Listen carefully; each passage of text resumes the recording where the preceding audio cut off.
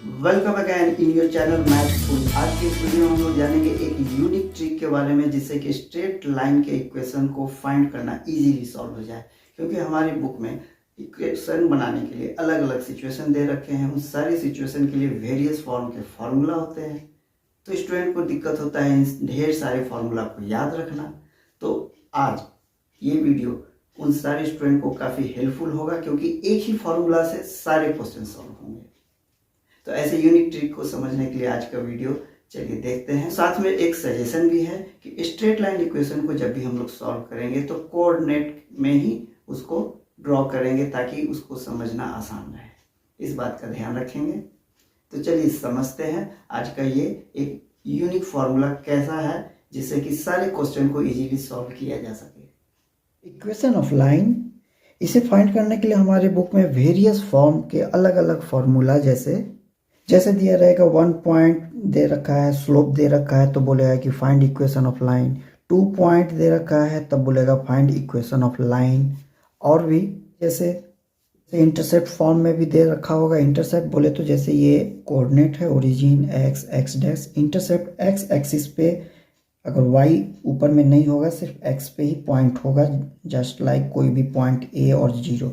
ये हो गया a पे इंटरसेप्ट। उसी तरह अगर मान लेते हैं कि सिर्फ y में गया है, x के तरफ नहीं गया है, तो ये हमारा हो जाएगा x में कुछ नहीं, y में कुछ भी रख ले, a b c कुछ भी, तो ये इंटरसेप्ट। तो ऐसे इंटरसेप्ट कंडीशन में अगर है तो इसका इक्वेशन निकालना है। 2 पॉइंट दे रखा है, 1 पॉइंट यहाँ 1 पॉइंट यहाँ है, 2 पॉइंट दिया है तो इसका इक्वेशन, एक ही पॉइंट दे रखा है, इसमें से कोई पॉइंट नहीं है, सिर्फ ये पॉइंट दे रखा है तो इक्वेशन निकालना है। फिर बोलता है कि 1 लाइन दे रखा है, एक लाइन ऐसा दे रखा होगा और दूसरा भी लाइन है, या तो वो पैरेलल हो या इस तरह कोऑर्डिनेट पे कोई एक लाइन है, इसके ऊपर अगर ये ठीक परपेंडिकुलर हो, ऐसे स्थिति में दूसरे लाइन का इक्वेशन ये निकालना है। तो इन सारे का अलग अलग फॉर्मूला हमारे बुक में दे रखा है, जिसमें 1 से लेकर 4 तक का जो सिचुएशन है, ये सारी सिचुएशन ICSE बोर्ड के क्लास 10th में ये सारे क्वेश्चन मिलेंगे। एडिशनल क्लास 11th में CBSE बोर्ड के लिए क्लास 11th में नॉर्मल फॉर्म के भी इक्वेशन तैयार करने को बोलेंगे कि इक्वेशन ऑफ लाइन बनाना है। नॉर्मल मतलब होता है जो ये ओरिजिन पे परपेंडिकुलर हो। एग्जाम्पल, एक लाइन ऐसा गया और ये लाइन ठीक इस पे कोई परपेंडिकुलर ओरिजिन से आता हो, ये तो ये होता है नॉर्मल। तो नॉर्मल फॉर्म के भी इक्वेशन बनाने हैं जो कि क्लास 11th में पूछे जाते हैं। तो ऐसे फॉर्म के लिए 11 देखा जाए, ओवरऑल इन सारे का एक ही ट्रिक से बनाने का एक उपाय है जो आसानी से ये सारे फॉर्मूला एक ही ट्रिक से बन जाते हैं। तो सबसे पहले जानते हैं स्ट्रेट लाइन होता क्या है। स्ट्रेट लाइन बोले तो एक लीनियर इक्वेशन होता है, लीनियर इक्वेशन जिसके वेरिएबल के पावर 1 होंगे। जैसे एक इक्वेशन मान लेते हैं कि y = x + 1, अब ऐसा लिखे, या x को इस साइड लाएंगे तो -x, ऐसे भी लिख सकते हैं। तो इस इक्वेशन का जब टेबल चार्ट तैयार करते हैं, जो हम लोग क्लास 9-10th में आप लोग जाने होंगे कि x और y नाम का टेबल चार्ट तैयार करते हैं। बोले तो यहाँ पे x का वैल्यू अगर 0 रखें, ये x के जगह 0 रखें तो y का वैल्यू 1 आएगा, दैट इज़ 1। और ये ऐसा क्यों? क्योंकि ये हमको कोऑर्डिनेट में इंडिकेट करने में आसान होता है। अगर उसी तरह y के जगह अगर हम लोग यहाँ 0 रख दें, ये y का वैल्यू 0 रख दें, ये 0, तो x का वैल्यू ये 1 इधर आ जाएगा, -1 में आ जाएगा, दैट इज़ द -1। उसी तरह अगर फॉर एग्जाम्पल x का वैल्यू 1 रख देते हैं अब की बार, तो x का वैल्यू 1 रखेंगे तो y = 1 + 1 2 दिखेगा।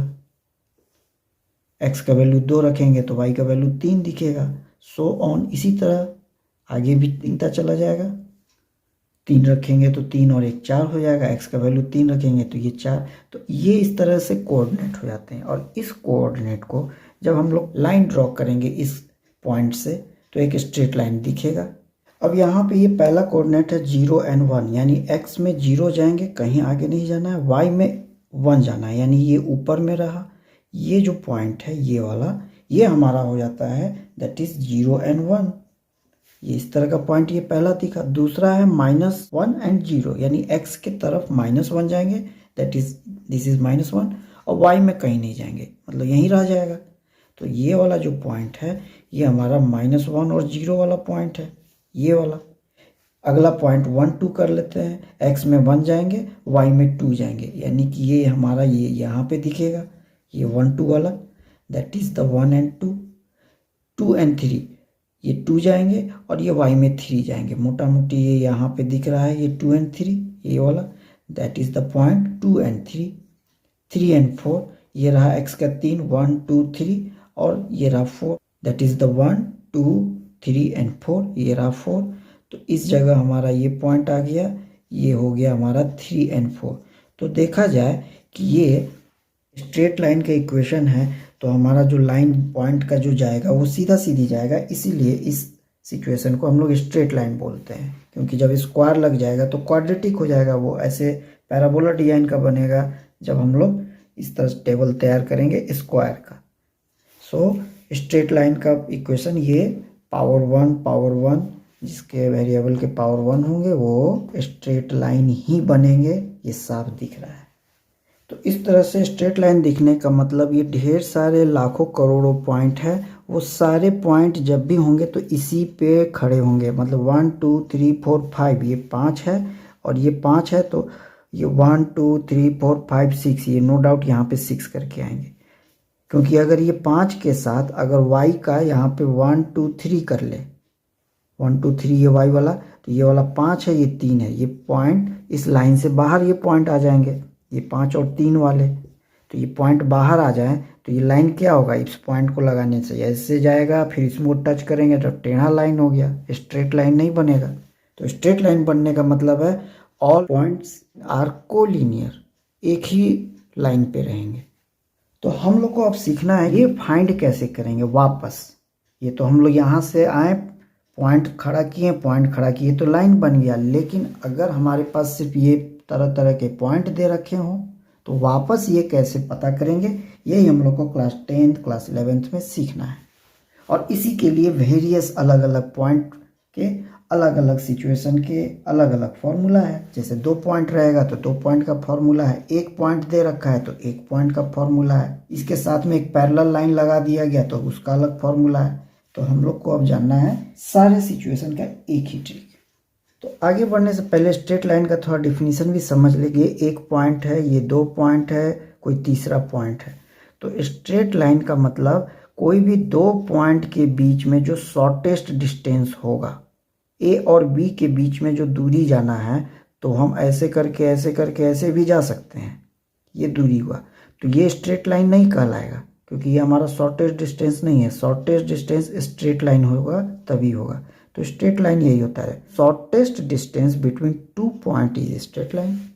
अब डिफिनीशन समझ गए। अब डिफिनीशन के बाद अब ये भी समझना होगा कि ये जब भी लाइन बनेगा कोऑर्डिनेट पे तो कैसे भी ये एंगल तो क्रिएट करेगा ही, ऊपर जाए इधर जाए कहीं भी जाए एक एंगल क्रिएट करेगा। तो जब भी हम लोग यहाँ बनाते हैं ये पॉजिटिव डायरेक्शन से, मतलब कि ये हमारा क्लॉकवाइज नहीं होना चाहिए, उल्टा होना चाहिए, एंटी क्लॉक। तो एंटी क्लॉक पॉजिटिव डायरेक्शन से कितना एंगल खड़ा किया, ये कितना एंगल ऐसे। तो एंगल अगर खड़ा करना है तो किसी न किसी पॉइंट को तो पकड़ के ही चलना होगा कि ये जो पॉइंट है ये पॉइंट ऐसे गया है, तो ये पॉइंट जाएगा कैसे, कम से कम यहाँ से इतना दूरी होगा, ये वाला ये कुछ इतना दूरी जाएगा और इतना दूरी से ऊपर जाएगा, यही कहानी है। क्योंकि ये पॉइंट हमारा 3 4 बोला है, 1 2 3, ये 3 है और ये 4 है, तो 3 4 के हिसाब से ये 3 का दूरी गया ऐसे और यहाँ से ये 4 का दूरी आया, ये कहानी है। तो इस केस में इस चीज़ को अगर अभी समझने के लिए एक थीटा मान ले, ये थीटा, तो थीटा क्या है, ये ऐसे ऊपर जा रहा है, तो इसको बोलते हैं इंक्लाइनेशन ऑफ लाइन। ये लाइन कितना इस पे झुका हुआ है, इंक्लाइनेशन। तो ये जो इंक्लाइनेशन है इसी झुकाव को हम लोग बोलते हैं स्लोप। तो इक्वेशन ऑफ लाइन के लिए स्लोप का जानकारी होना जरूरी है। ये क्या है, इसका स्लोप कितना झुका हुआ है। तो ये जो हम फाइंड करते हैं, कैसे फाइंड करेंगे, ये कितना दूर गया और कितना ऊंचा है ये जगह। एक पॉइंट, कोई ना कोई तो 2 पॉइंट होना ही चाहिए ना, ये 2 पॉइंट, तभी तो ये लाइन बनेगा, शॉर्टेस्ट डिस्टेंस बिटवीन 2 पॉइंट। तो ये कितना दूर गया, कितना ऊंचा गया, तब ये एंगल बनेगा। तो ये स्लोप बन कैसे रहा है, तो ये नीचे का बेस है, ये परपेंडिकुलर है, तो स्लोप बोलते हैं tan थीटा। अब tan थीटा ही क्यों बोले, साइन कॉस क्यों नहीं बोले, देखिए साइन कॉस बोलेंगे तो साइन तो परपेंडिकुलर होता है, कॉस बेस होता है, लेकिन हमारा बेस और परपेंडिकुलर के साथ चल रहा है, और चूंकि perpendicular by base tan theta होता है इसलिए स्लोप टेन थीटा ही होगा। तो ये हमारा 3 4 दिख रहा है, मतलब यहाँ पे ये 3 है और ये 4 दूरी ऊंचा वाला है। तो इस तरह से ये परपेंडिकुलर हमारा 4 ऊंचा है, और यहाँ से यहाँ अगर काउंट करें तो इस जगह से काउंट करना होगा, यहाँ से तो यहाँ से काउंट करना होगा। तो ये 1 2 3 4 ये भी 4 दिख रहा है, 4/4 दिख रहा है। तो इस तरह से ये 4/4 बन गया, तो ये बन गया 1। तो tan थीटा इक्वल टू 1। तो ये थीटा कितना पे 1 आता है, तो tan 45 डिग्री, इसीलिए थीटा हमारा 45 डिग्री होगा। यानी कि ये जो एंगल झुका हुआ है ये 45 डिग्री पे झुका हुआ है, दैट इज़ द 45 डिग्री। बस, तो ये जो 45 डिग्री पे झुका है यही कहलाता है हमारा स्लोप। इसको हम लोग tan थीटा बताते हैं, जो कि m के नाम पे लिखते हैं। लेकिन अगर 2 पॉइंट दिया हो तब स्लोप कैसे होगा। फॉर एग्जांपल ये पॉइंट पकड़ लेते हैं, ये दोनों के बीच ये A है और ये B पॉइंट है, बाकी पॉइंट का पता नहीं, ये कुछ पता नहीं, और ये दोनों का दूरी है, ये वाला, ये लाइन इतना ही दूर का है। तो ये पॉइंट और ये पॉइंट है, इस केस में ये सिचुएशन आएगा। तो ये पॉइंट हमारा दिख रहा है 1 1 2, ये 2 3 वाला ये पॉइंट है, इसको यहाँ से हटाते हैं, यहाँ पे लिखते हैं ये 2 और 3 वाला पॉइंट है। तो ये दोनों के बीच जो बात आएंगी ये स्ट्रेट लाइन का भी वही लाइन जाएगा, क्योंकि सीधा करेंगे जैसे अभी जा रहा था ये सीधा, तो वही जाएगा, क्योंकि इसी पे तो ये पॉइंट होगा तो स्ट्रेट लाइन बनेगा। ये 2 पॉइंट है, कोई भी पॉइंट लगाएंगे ये स्ट्रेट लाइन का ही पॉइंट बनेगा। समझने के लिए कि अगर 2 पॉइंट दिया है तो स्लोप कैसे बनेगा, क्योंकि जब ये होता है तो बार बार ये ही होगा। तो देखिए अब कहानी है, यहाँ पे 2 पॉइंट, यहाँ से ये दूरी, ये वाला दूरी, तो ये वाला दूरी के लिए कैसे पता होना चाहिए, ये जो जगह है और ये जो जगह है, तो यहाँ से लेके यहाँ तक का जो डिस्टेंस है ये वाला, ये कैसे पता चलेगा। तो पता चलेगा ये वाला जगह है ये 3 वाला, यहाँ पे ये 3 है, ये दैट इज द 3, और ये वाला है ये 2, ये 2 वाला है। तो यहाँ से यहाँ तक 3 है ये वाला, और यहाँ से यहाँ तक 2 है। तो 3 में से 2 हटाएंगे तो ये बेस निकल जाएगा, ये 3 में से 2 हटाएंगे तो ये बेस वाला निकल जाएगा स्लोप के लिए। स्लोप तो tan थीटा ही होगा। और परपेंडिकुलर के लिए अगर निकालेंगे तो ये चाहिए, ये वाला चाहिए। तो ये यहाँ पे 4 दिख रहा है और ये यहाँ पे ये 3 वाला दिख रहा है, तो हमको सिर्फ ये 4 और 3 वाला ये पोर्शन चाहिए। तो इसमें भी वही कहानी है कि यहाँ तक तो 4 है और यहाँ तक तो 3 है, लेकिन हमको इतना नहीं चाहिए, सिर्फ बीच का चाहिए। तो बड़े में से छोटा निकाल देंगे, यानी कि 4 - 3 करना होगा, बड़े में से छोटा निकालना होगा। तो 4 - 3 करने से ये पता चल जाता है। तो इस तरह से फिर से वही हुआ, ये 1 हुआ, ये 1 हुआ, 1/1 1 हो गया। तो tan थीटा कब 1 होता है, तो ये 45 डिग्री होता है। तो स्लोप हमारा 45, क्योंकि ये लाइन को जब जोड़ दिए थे पूरा तो भी शुरुआत में वही देखे थे, तो हर बार यही आएगा। तो कहने का मतलब अगर हमें स्लोप निकालना है इक्वेशन फाइंड करने के लिए, तो हमें 2 पॉइंट का जानकारी अगर होगा तो बड़ी आसानी से निकलेगा। अगर इस पॉइंट को दूसरे वाले पॉइंट को x2 बोले तो इसको y2 बोलना होगा, इस वाले को x1 पॉइंट मान ले तो इस वाले को y1 मानना होगा। तो यहाँ पे वही चीज़ लिखना होगा कि ये हमारा 4 की जगह y2 है और 3 की जगह y1 है, x2 है और ये 2 की जगह यहाँ पे ये जो 2 था ये x1, ये वाला x1 दिख रहा है। बस यही लॉजिक को अब याद रखना है कि स्लोप जब भी होगा 2 पॉइंट जो y वाला है उसका डिस्टेंस और नीचे बेस के लिए x वाले का डिस्टेंस, बस ये याद रखेंगे हमें इक्वेशन बनाने के समय कि स्लोप यही होता है। फाइनली हम लोग का क्या पता चला कि एक स्लोप जो है जो tan थीटा होता है, इसका सिचुएशन आता है y2 में से y1 हटाना है और नीचे x2 में से x1 हटाना है, तो ये स्लोप इक्वल टू ये हो जाता है। अगर 3-4 तरह का और भी पॉइंट हो, ये पॉइंट हो, अलग पॉइंट हो, तो इस m को दूसरा point y3 minus y2 x3 minus x2 भी कर देंगे तो दोनों स्लोप ही है, तो दोनों बराबर ही होंगे। क्यों होंगे समझे, ये लाइन ऐसे है जैसे ये लाइन ऐसे है, इस पोर्शन पे हमने स्लोप खड़ा किया, ये वाला कट है और ये वाला पॉइंट के हिसाब से स्लोप खड़ा किया। तो अगर ये दो पॉइंट के बीच में ये ऐसा कट है, अगर यहाँ पे निकालना है तो फिर से ये, तो ये दो लाइन पैरेलल, यहाँ पे अगर कट है तो एक और लाइन, तो कितना भी x1 y1 x2 y2 x3 y3 कितना भी पॉइंट है सारे तो पैरेलल ही है। जो थीटा यहाँ बनेगा वही थीटा यहाँ भी बनेगा, वही थीटा यहाँ भी बनेगा पैरेलल के लिए, जो कि हुआ भी था।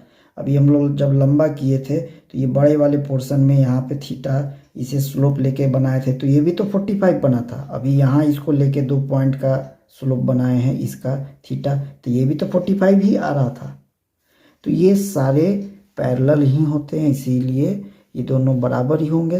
इसलिए मैंने बोला कि अगर यहाँ पे कोई दूसरा भी पॉइंट हो x3 y3 और इन दोनों का स्लोप अगर करना हो तो कुछ नहीं, y3 में से y2 इस जगह हटाएंगे, y3 में से y2, ये वाला पॉइंट में x का है तो x3 में से x2, तो यही तो है नीचे बेस ऊपर परपेंडिकुलर, ये भी तो नीचे बेस ऊपर परपेंडिकुलर, तो स्लोप बराबर स्लोप ही तो कहेंगे।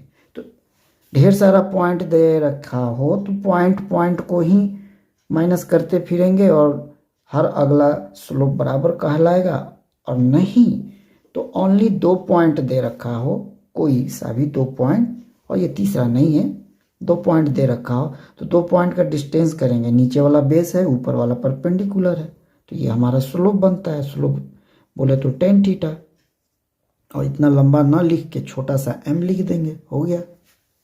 तो फाइनल कंक्लूजन ये है कि हमें कोई भी इक्वेशन निकालना हो तो सिर्फ एक इसी फॉर्मूला का यूज करेंगे और हमारे various form of the straight line equation इसी एक फॉर्मूला से बन जाएगा।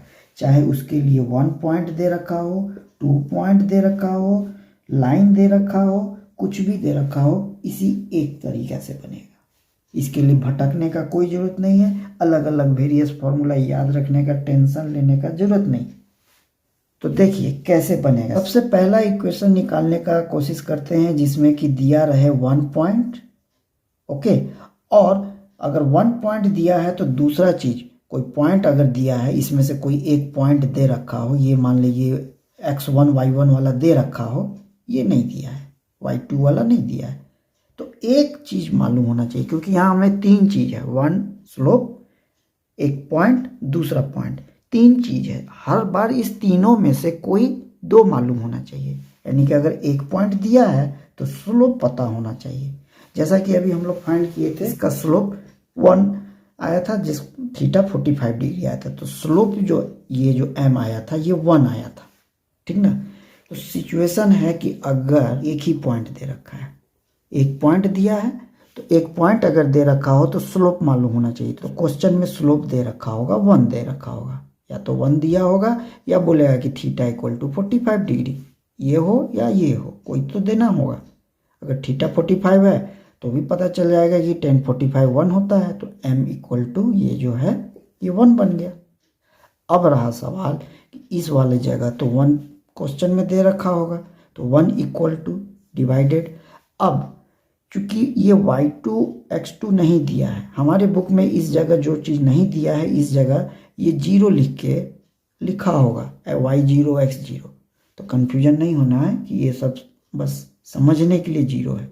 हमें ये पॉइंट दे रखा है, यानी 3 4 दे रखा है, इधर कोई सा भी पॉइंट नहीं दिया है, मान लेते हैं इधर कोई नहीं अगर दिया है तो कोई पॉइंट मान लेते हैं x और y, ये नहीं दिया है। बस हर बार क्या करना है हमें, स्लोप के लिए तो ये दोनों चीज़ चाहिए होता है, मैंने क्या बोला, दोनों पॉइंट एक स्लोप, इस 3 चीज़ में 2 मालूम होना चाहिए। तो स्लोप मालूम है और ये पॉइंट दे रखा है, तो दूसरा एक एक्स वाई मानेंगे इसका इक्वेशन के लिए कि इस एक्स वाई का इक्वेशन है, यानी कि हमें y2 माइनस y1 होना चाहिए, 4 माइनस वाई ऐसे होना चाहिए। ऐसे करने में यहाँ पे माइनस वाई दिख रहा है, तो इस एक्स वाई को ऊपर वाले तरफ में रख लें तो पॉजिटिव दिखेगा, कहीं भी रख सकते हैं क्योंकि हमारा इस पॉइंट पे ही तो चाहिए, इसी लाइन पे चाहिए ये एक्स वाई, तो इधर रखे या उधर रिजल्ट तो सेम ही आएगा। तो y2 ये रहा, y1 ये रहा, तो y2 पहले लिखना होता है यहाँ 2 वाला, y1 माइनस में 4 वाला। अब ये रहा x2x, ये वाला 3, ये है सिचुएशन। अब इस सिचुएशन को जब कैलकुलेशन करेंगे तो वापस ये आ जाना चाहिए, यही है। अब इस x माइनस 3 को इधर लाएंगे तो x माइनस 3 मल्टीपल 1 के साथ है, y माइनस 4 ऐसे ही रह गया। अब माइनस 3 इधर है, माइनस 4 है, तो इस माइनस 4 को इस तरफ लाते हैं तो प्लस 4, और ये पहले से माइनस 3 है, यहाँ y रह गया। ये x को उस साइड लाते हैं तो माइनस x दिखेगा, तो ये 4 3 1 हो गया, तो y माइनस x दिखा, that is y minus x equal to 1, यही तो इक्वेशन था। तो 1 पॉइंट और स्लोप दिया हुआ है, तो इसी फॉर्मूला से बन गया। अरेंजमेंट करना है, स्लोप की जगह पे स्लोप, ये स्लोप की जगह पे स्लोप रखेंगे। हमेशा ये 2 पॉइंट का ही चर्चा होगा हर बार। तो चूंकि एक पॉइंट दिया है तो इसी लाइन पे दूसरा पॉइंट एक्स वाई मान के इक्वेशन तैयार कर देंगे। तो ये पहला तरीका हुआ। अब दूसरा फॉर्म आता है 2 पॉइंट दे रखा हो, ये एक्स वाई की जगह पे दे रखा हो कोई भी पॉइंट, जैसे ये 3 4 था तो अगला करेंगे तो क्या आएगा, अगर यहाँ पे 4 रखेंगे तो वाई 5 आएगा, ये 4 रखेंगे तो वाई 5 आएगा। तो 2 पॉइंट दे रखा हो। अब 2 पॉइंट दे रखा हो तो इक्वेशन तैयार करने को बोलेगा। तो क्या बोले, फिर से रिमाइंड करते हैं, हमें स्लोप मालूम रहना चाहिए और पॉइंट पता होना चाहिए। ठीक, तो पॉइंट पता होने के लिए हमें यहाँ तो दोनों पॉइंट पता ही है, ये दोनों पॉइंट पता ही है, तो इन दोनों पॉइंट के आधार पे स्लोप पता चल जाएगा। इन दोनों पॉइंट के आधार पे तो स्लोप कैसे पता चलेगा, हमको m का पता लगाना है ना, तो m का पता लगता है, यही तरीका है। इक्वेशन के लिए भी यही तरीका है, स्लोप के लिए भी यही तरीका है। क्या, y2 माइनस y1, 5 में से 4 गया 1, 4 में से 3 गया 1, तो स्लोप हो गया 1/1, तो m का वैल्यू तो पता चल गया 1। तो 2 पॉइंट दिया होगा तो हमें m पता चल जाता है, तो m पता चल गया। और जब m पता चल गया या m की जगह 1 लगा दिए, m पता चल गया, तो हमें क्या करना है, इक्वेशन तैयार करना है।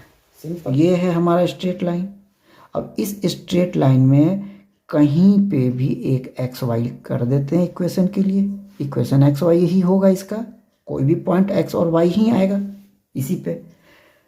तो इस पॉइंट को और इस पॉइंट को दोनों को लेकर के बनाएंगे इक्वेशन तैयार। तो 2 पॉइंट वाला हमको सिर्फ स्लोप निकालने में मदद करता है। फिर इक्वेशन के लिए कहीं ना कहीं एक्स वाई ले लेते हैं, अब इसी से माइनस कर लेते हैं, y2 माइनस y1, तो y में से 5 गया, x2 माइनस x1, x में से 4 गया, ये इधर गया, x माइनस 4 इधर गया, y माइनस 5, और ये 5 इधर आया प्लस 1 हो गया, y इधर है, x इधर गया minus x, y minus x equal to 1, फिर से वही आया। तो 2 पॉइंट में ये कहानी है और फॉर्मूला इसी पे अरेंज करना है। अब अगला फॉर्म देता है कि इंटरसेप्ट फॉर्म अगर हो तब इक्वेशन तैयार करना है। इंटरसेप्ट बोले तो किसी भी एक्सिस पे पॉइंट हो, वो पॉइंट या तो एक्स एक्सिस पे हो या तो वाई एक्सिस पे हो। अगर वो पॉइंट वाई एक्सिस पे होगा तो वाई इंटरसेप्ट कहलाता है, और अगर एक्स एक्सिस पे होगा तो एक्स इंटरसेप्ट कहलाता है। जैसे ये लाइन हमने जो बनाया था यहाँ पे, तो ये कट कर रहा है ना, ये है, तो ये 1 पे कर रहा है, तो ये कौन सा जगह है, वाई वाला 1 है, लेकिन x वाला 0 रहेगा, तो ये हो गया इंटरसेप्ट। अब इस तरफ देखिए, ये नेगेटिव तरफ, ये x के तरफ तो आ रहा है -1 और 0, y में ऊपर नहीं गए, तो ये x इंटरसेप्ट में -1, y इंटरसेप्ट में 0। अगर इंटरसेप्ट में है, जैसे कि y एक्सिस पे अगर बोला जाए कि y एक्सिस पे इंटरसेप्ट करता हो, तो ये है 1, दैट इज द 1, तो ये 1 है। इसके आधार पे हमें इक्वेशन तैयार करना है, कुछ नहीं, ये सारा पॉइंट नहीं दिया है मान लेते हैं। अब इंटरसेप्ट तो दे रखा है, तो इंटरसेप्ट के आधार पे हमें चाहिए, तो इंटरसेप्ट जब भी होगा इस पोर्शन पे, तो एक इंटरसेप्ट पॉइंट दे रखा है, तो दूसरा कोई ना कोई पॉइंट जरूर दिया होगा, जैसे कि ये 2 और 3 करके है, ऐसा कुछ ना कुछ दे रखा होगा। अगर ये नहीं दिया है तो m दे रखा होगा। क्यों जरूरी है, क्योंकि दूसरा पॉइंट देगा तभी तो इन दोनों पॉइंट को माइनस करेंगे तो m निकलेगा, और नहीं अगर ये पॉइंट दे रखा है तो m दो भाई, m तो देना ही होगा। तो इस तरह से ये इंटरसेप्ट निकलता है। क्योंकि अगर ये मान ले 2 और 3 नहीं दे रखा है, मान लेते हैं यहाँ पे x और y दे रखा है, x और y दे रखा है, तो हर हालत में m मालूम होगा ही होगा, होना जरूरी है। और फिर अगर मान लेते हैं, अभी इसको हटाएं, ये 1 नाम का भी कोई इंटरसेप्ट पता ही नहीं है। 1 की जगह ए बी सी करके कुछ भी मान लेते हैं कि y में c वाले दूरी पे कटिंग हुआ है, तो ये हो गया c इंटरसेप्ट, मतलब कि y पे c दूरी पे कट हुआ है। तो इस केस में अब हमारा m जब निकालना है तो m क्या निकलेगा, y2 माइनस y1, यही होगा ना। तो y2 की जगह y ही है, ये वाला y ही है, ये y2 ये y1 c है। x2 माइनस, तो ये x में से 0 होगा। अब इस वाले पोर्शन को यहाँ लाएंगे तो मल्टीपल m माइनस 0 का कोई ज़रूरत नहीं है ना। तो ये हुआ mx और इधर हो गया y माइनस सी, और ये माइनस सी को इधर लाएंगे तो mx plus C equal to Y. तो ये y equal to M x plus C intercept form में ऐसा ही फॉर्मूला बन के आता है। ये इंटरसेप्ट 1 पे है और एक पॉइंट ऐसा है, यानी कि देखा जाए तो ये 2 पॉइंट पे काम करना है। तो 2 पॉइंट वाला सिचुएशन आ गया। तो 2 पॉइंट पे काम करना है तो पहले m का पता लगाते हैं। m का पता कैसे लगेगा, y2 में से y1, 3 में से 1 गया 2, और 2 में से 0 गया 2, फिर कट कटा के 1 आ गया। तो m का पता चल गया कि ये 1 हो गया है। तो हमें क्या करना था, m पता हो गया, तो m पता हो गया। m पता हो गया तो इधर y2 ये वाला कहानी लिखेंगे, फिर नीचे ये वाला कहानी लिखेंगे। तो ये कहानी लिखना है। तो इस कहानी में अगर हमें इक्वेशन बनाना है तो क्या बताया कि ये खाली y2 वाला चीज़ की जगह ये y और x2 वाला की जगह x। क्यों, क्योंकि इसी जगह कहीं ना कहीं पे ये एक्स वाई पॉइंट मान के रखेंगे हम, क्योंकि लाइन तो यही जाएगा, इसी पे ये कोलिनियर ये पॉइंट आएगा। क्योंकि एक्स वाई अगर इस पे ना रखो, यहाँ पे एक्स वाई कर दे, तब तो ये एक्स वाई इस पे नहीं है, तो ये तो लाइन के बाहर का पॉइंट बन जाएगा। तो पॉइंट लाइन का ही बने तो लाइन पे कोई एक्स वाई होगा। ये इक्वेशन तैयार करने समय सिर्फ ये 2 वाला पोर्शन हटा दिए। y2 माइनस y1 कब रखेंगे, जब स्लोप निकालना है। तो उसमें y2 भी चाहिए y1 भी चाहिए, तो स्लोप निकालने के लिए होता है। और जब ये 2 हटा देते हैं और सिर्फ एक्स वाई रहने देते हैं तो ये इक्वेशन के काम में आएगा। तो इक्वेशन के समय ये बात याद रखेंगे कि ये 2 वाला चीज़ हटा देना है। लेकिन समझना यही है, y2 में से y1 घटेगा। क्यों घटेगा, शुरू में बता दिए, x माइनस 2 ये हो गया। अब इसको जब अरेंज करेंगे ये इधर होगा तो x माइनस 2 दिखेगा, यहाँ y माइनस 3 दिखेगा। अब ये 3 इधर आएगा तो प्लस 1 हो जाएगा, और ये y माइनस एक्स इधर चला गया, आ गया इक्वेशन। तो इंटरसेप्ट फॉर्म में यही आता है।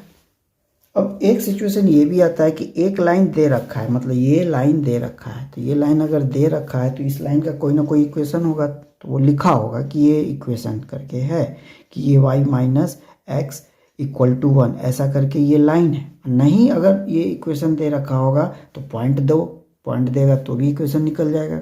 कोई सा 2 पॉइंट होना चाहिए। तो एक लाइन दे रखा है तो दूसरा लाइन का इक्वेशन निकालना है। तो जो दूसरा लाइन है उसका सिचुएशन दे रखा होगा। सिचुएशन बोले तो इस लाइन के ठीक ये पैरेलल, इसके ठीक पैरेलल। तो एक लाइन दिया रहेगा, दूसरा लाइन का सिचुएशन देगा, या तो पैरेलल होगा या परपेंडिकुलर, ये दोनों सिचुएशन हो सकता है। तो पैरेलल बोलेगा कि एक लाइन दिए गए से पैरेलल है और कोई पॉइंट से गुजर रहा है, ये कोई भी पॉइंट से गुजर रहा है। तो जैसे भी गुजरेगा इसी डिजाइन से गुजरेगा कि अगर ये 6 है तो ये वाला 7 दिखेगा। तो ऐसे ही कुछ दे रखा होगा, तो इसी पे है।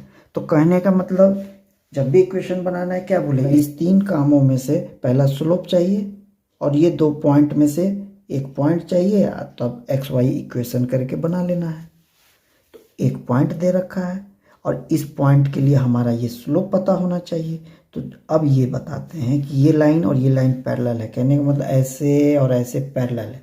तो अगर हम ये काट देंगे तो जितना एंगल इधर उतना एंगल इधर, दोनों तो बराबर ही बनेगा।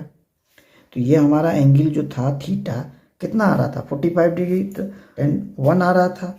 ऐसे 1 मान के चले, नहीं तो इसके आधार पे m पता लगा ले, इसके आधार पे। और इसके आधार पे जब ये m पता लगाते हैं तो ये हमेशा इंटरसेप्ट फॉर्म पे ही होता है। It means y equal to M x plus c. इस पे m का पता आसानी से चल जाता है। तो y इक्वल टू ये y इक्वल टू m, तो यहाँ पे ये जो दिख रहा है m, तो यहाँ पे तो 1 मल्टीपल x है, तो ये m की जगह 1 है, ये m की जगह पे ये 1 है और ये c की जगह भी 1 है। इस इक्वेशन के लिए m पता चल जाता है इस कंडीशन में डायरेक्ट। अगर ये कंडीशन में डायरेक्ट नहीं पता चलता हो तो क्वेश्चन में थीटा दे रखा होगा 45, नहीं तो बोला ही होगा कि m ऐसा है। लेकिन जनरली क्वेश्चन अगर इक्वेशन में है तो m नहीं देगा, इसी के आधार पे m निकालना है। तो ये कोई भी लाइन जाएगा तो इंटरसेप्ट तो करेगा ही करेगा y से, तो जैसे ही y से इंटरसेप्ट करेगा तो ये y equal to M x plus c, तो इसमें ये अरेंज कर देंगे। m हमारा यहाँ से 1 पता चल गया। अब जब m पता चल गया, पॉइंट पता चल गया, तो ये हमारा इसका इक्वेशन बनाना है, तो ये कोई भी पॉइंट ले लेंगे इधर या उधर कहीं भी। जनरली एक्स वाई को ऊपर ही रखा जाता है, तो ऊपर ही अगर ले ले तो क्या हो गया, m पता चल गया 1, फिर वही है m पता चल गया, y2 की जगह ये y है, y1 की जगह ये 7 है, x2 की जगह x है, x1 की जगह 6 है। फिर ये इधर अरेंज करेंगे, इधर अरेंज करेंगे, फिर से वही आएगा y equal to X plus 1, यही इक्वेशन आ गया। अब बात ये आती है कि सिचुएशन परपेंडिकुलर है तो क्या हो, कि एक लाइन दे रखा है, ये दिया हुआ है, और दूसरा लाइन इसका सिचुएशन देगा। अब सिचुएशन दिया है कि भाई ये तो परपेंडिकुलर है, यानी कि ये इस पे ठीक 90 डिग्री बना रहा है, इस लाइन पे ये ठीक 90 डिग्री बना रहा है, तो ये 90 डिग्री है। तो इस 90 डिग्री के केस में इसका इक्वेशन बताइए, इसका इक्वेशन। तो इस केस में इसका ये पॉइंट भी तो दे रखा होगा कि कहीं ना कहीं यहाँ है, ये पॉइंट दे या यहाँ का दे, कोई तो देगा। तो अभी मान लेते इस जगह कोई पॉइंट P पे इंटरसेक्ट कर रहा है, intersecting P point and perpendicular to the first line. तो P पॉइंट कुछ भी रख लेते हैं कि यहाँ से 1 2 3, 3 पे गया तो इधर से तो 4 ही होगा, P का है 3 और 4, 3 और 4 वाले जगह पे इंटरसेक्ट करता है, यानी इस लाइन का ये 3 है और ये 4 है, ये रहेगा। y की जगह 4 रखें, x की जगह 3 रखें, तो 1 आना चाहिए क्योंकि राइट में 1 है, तभी तो 1 इक्वल टू 1, तभी सेटिस्फाई करता है ये लाइन में। तो ये सब चीज़ आपने पिछले क्लास में जरूर पढ़ा होगा। अब इक्वेशन निकालना है तो m पता चलना चाहिए, तो इसका तो m मालूम है, इसका m हमें पता है, ये है 1, इस वाले का m पता है। लेकिन जब इसका ये m पता है बोले तो ये इसका थीटा, इसका ये थीटा पता है ये वाला, तो सिर्फ ये बाहर वाला नहीं पता है ये कितना है। ये जो दिख रहा है ना ऐसा ट्रायंगल, ये ऐसे डिजाइन से देखिए, ये ऐसे दिख रहा है ऐसे, ये वाला, और ये ऐसे दिख रहा है ये ऐसे, और ये बाहर है, मतलब कि ये देखिए ये वाला ये बाहर है। तो ये बाहर वाला एक्सटीरियर एंगल जो भी होता है ये वाला, तो ये अंदर जो होता है ना ए और बी इसको जोड़ेंगे तो ये बाहर वाला बनता है, यही बनता है। प्रैक्टिकली सोच के देखें कि अगर ये मान ले 100 है, ये वाला 100 है, तो अंदर कितना होगा 180, ये 80 बनेगा, इधर वाला 80 बनेगा। तो ये दोनों मिल करके, ये दोनों मिला करके किसी भी तरह 100 होना चाहिए, ताकि सम ऑफ ट्रायंगल इंटीरियर 180 बनेगा। तो ये दोनों मिला के 100 होना चाहिए, या तो ये 60 बोले ये 40 बोले, तो 60 40 100 तब 80, तब ये हो गया। तो ये 60 40 100 जो है यही तो बनेगा, कुछ भी रखिए ये दोनों तो 100 ही होना चाहिए। अगर ये 70 है तो ये 30 ही बनेगा, 70 30 100, तब तो ये 80 बनेगा, तब 100। इसीलिए अंदर का अपोजिट वाला ये दोनों जोड़ने से बाहर वाला बनता है। ये जो बाहर वाला बनेगा, ये जो 90 इस तरफ है, ये भी तो 90 डिग्री ही है, ये वाला ये 90 डिग्री है ना यहाँ से, तो ये थीटा और 90 जोड़ेंगे, ये थीटा और 90 को जोड़ेंगे तो ये बाहर वाला बनेगा। तो हमें इस लाइन का m पता लगाना है, तो इस लाइन का m अगर पता लगाना है तो ये है हमारा tan थीटा, 10 ये 90 डिग्री प्लस थीटा है, ये वाला ये tan थीटा इसका ये है, तो tan थीटा ये हमारा ये इसका tan थीटा था, तो tan थीटा 1 आ रहा था, तो इसी tan थीटा को हम लोग m बोलते हैं।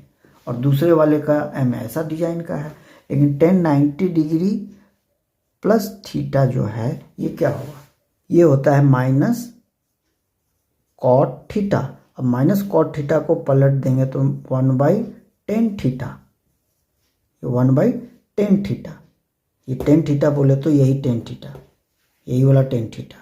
अगर इस टेन थीटा को m बोलेंगे तो ये बोलेंगे m, इसको 1/m लिखना पड़ेगा, -1/m। तो एक m होगा, दूसरा -1/m होगा, यही कहानी। तो इसको अगर हम लोग m1 रखें, ये m1 ही बन के आया, तो ये जो चीज़ है इक्वल टू माइनस जो ऐसे करके आया, ये जो सिचुएशन है इसको अगर बोलेंगे कि ये हमारा m2 है, तो m2 जो है ये क्या बन के आ रहा है, -1, मतलब कि m2 जो है -1/m1 बन के आ रहा है। तो m1 को इधर लाएंगे तो मल्टीपल दिखेगा, m1 multiple m2 equal to -1, मतलब परपेंडिकुलर होने पे इन दोनों का स्लोप मल्टीपल -1 रिजल्ट देता है। लेकिन हमें तो सिर्फ इसके स्लोप से मतलब था, क्योंकि इसका इक्वेशन मांगा है। तो इसका स्लोप जो निकाले थे 10 90 डिग्री प्लस थीटा, तो माइनस कॉट थीटा आया था। माइनस कॉट थीटा आने से क्या हुआ था, -1/10 थीटा। तो -1/10 थीटा यही होगा, ये वाला। तो ये नीचे में क्या दिखेगा, ये नीचे में तो m ही होगा, तो ये m हो गया। तो -1/m, और m का वैल्यू 1 है, तो ले दे के ये पूरा हमारा -1 ही हुआ। तो -1 किसके लिए, m2 के लिए।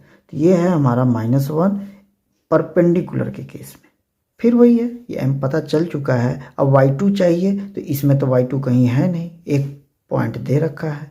तो किसी भी पॉइंट को ये वाला मान लेते हैं कि xy नाम का एक पॉइंट है इस लाइन पे, इसी से इक्वेशन तैयार होगा। तो ये y2 - y1 that is y - 4, x2 - x1, x - 3। अब इसको उठा के इधर ले आते हैं, तो ये मल्टीपल हो जाएगा -x + 3, ये मल्टीपल y - 4 हो गया। अब -4 को इधर लाएंगे, ये प्लस में है, तो 4 और 3 7 हो जाएगा, ये आएगा तो y + x हो जाएगा। तो ये x + y = 7 अगर होगा तो इस लाइन पे ये खड़ा हो जाएगा, 90 डिग्री बन जाएगा। तो ये है equation, this is the equation of line. तो इस तरह सारे वेरियस फॉर्म सिर्फ एक इसी सिचुएशन से ही हल होते हैं। मुझे पूरी तरह से उम्मीद है जिसने भी ये वीडियो यहाँ तक पूरा अच्छी तरह से देखा होगा, उसे अब स्ट्रेट लाइन इक्वेशन बनाने के लिए कोई भी क्वेश्चन दिया जाए तो इजीली सॉल्व हो सकता है। यहाँ तक वीडियो में वॉच करने के लिए मैनी थैंक्स, और इस चैनल में बने रहने के लिए मैनी थैंक्स। और हमारे जो न्यू व्यूवर इस वीडियो में आए हैं उनसे रिक्वेस्ट है, please support to subscribe, like and share, ताकि हम आपके लिए डे बाय डे आपके मैथ्स को स्ट्रॉन्ग करने के लिए वीडियो लाते रहें। तो फिर मिलते हैं नेक्स्ट वीडियो में। Thank you.